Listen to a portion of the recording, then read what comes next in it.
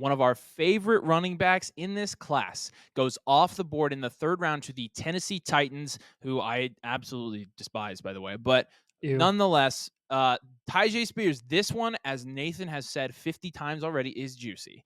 And we are going to talk about, dude, we are on like our 20th video of tonight. And so we are kind of fried, but we're No going to joke, give we you are on the our 20th best. video. We are good. Is it related to the 20th video? I actually don't know, We're going to but give you the good. We're going to give you the good stuff. So Tyjae Spears is a guy that we have been very high on throughout this entire process. And if you go back on our videos, I think you'll see that we've ranked him fairly generously as a wide receiver compared to some of the running back. yeah, we're gonna get there, Your man. brain is It's done, fried. man.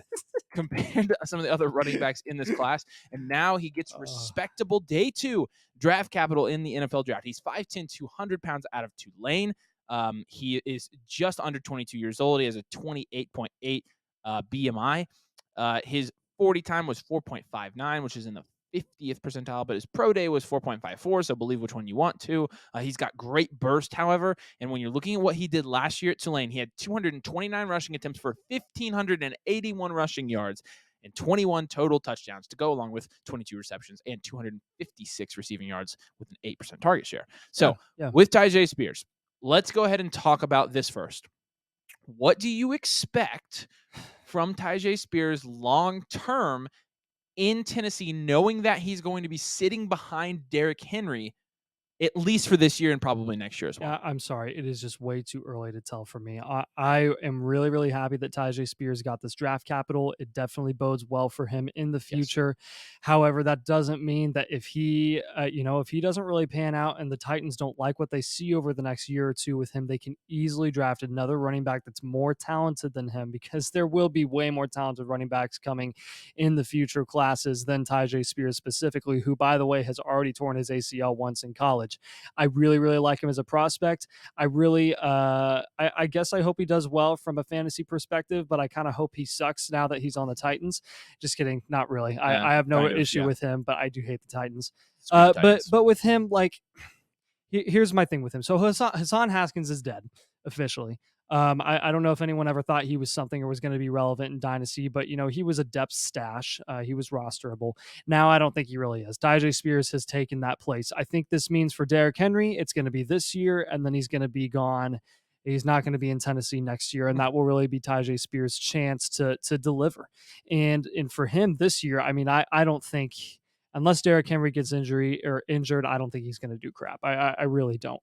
And even if Derrick Henry does get injured, I think you're going to see a committee backfield system between Haskins and Tyjae Spears, because that's what they did when Henry got hurt before. They had Foreman, they had Haskins, they had a couple other guys that I they think kind of had in Tyjae will get more rotation. run than Haskins, though. They might favor Spears. Where did they take Haskins him, last year? Do you remember? Fourth round. So it's a little bit better draft capital, Yeah. and I mean he's Not way like better than crazy. Hassan Haskins. He is much, much better. Yes, I agree there. So with Spears, I really like him. I'm excited. I'm excited to see what happens. And I'm more intrigued than anything, because obviously Tyjae Spears is no Derrick Henry. So it's going to be interesting to see what the Titans want to do here over the next couple of years. And honestly, obviously they would not have spent this draft pick if they weren't intrigued with Tyjae Spears as a long-term asset. They are definitely they're hunting for that replacement. Yes. They're hunting for Derrick Henry's replacement.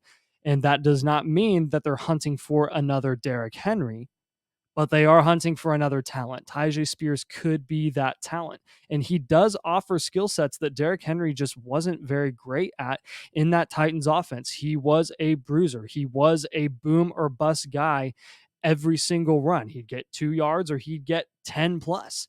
And with Tyjae Spears, he has some receiving upside that Derrick Henry never could really consistently offer. He'd get a couple receptions or targets here and there, but he was not a reliable guy that you wanted to look for in the passing game as a dump off option. Tyjae Spears can be that, and that might be something that the Titans really are going to want to lean on in the future, and maybe even long term. We'll see. Yeah, absolutely. So in terms of where you're going to take him in Dynasty rookie drafts this year, I'm thinking mid to late second is where he's probably going to start making an appearance. Mid to late second. Yeah.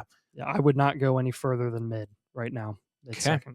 All right. Well, that's the short rundown on Tyjae Spears. Let us know what you think of him in the comments. Again, he's obviously a DD favorite, so we are pumped for him. Do you think he'll showcase his receiving upside this year? Potentially, yes. I think So that I think if he were to score relevant fantasy points, that would be it this year. yes, I think so too. I agree with you. Yeah. Yep.